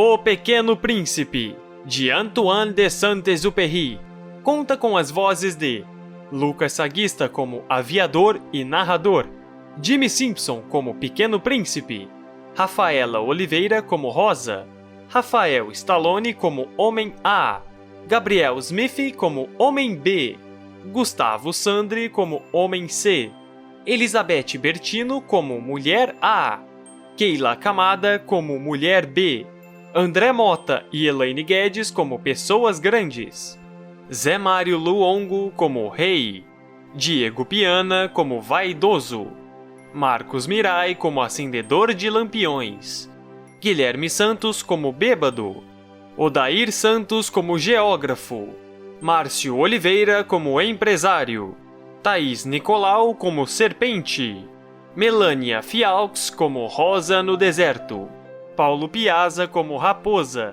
Guilherme Rodarte como Manobreiro, San Michel como Vendedor, Vozerio das Rosas, Sandra Santos, Keila Kamada, Heloíse Portugal, Thaís Nicolau, Ana Paula Markiewicz e Mariel Hang. Dedicatória André Mota. Tradução Dom Marcos Barbosa. Adaptação Lucas Saguista. Edição de áudio e sonoplastia Heloíse Portugal. Composição Diego Queiroz. Música Prince Lullaby. Encerramento Paulo Piazza. Essa é uma produção do grupo Quartel Canvete.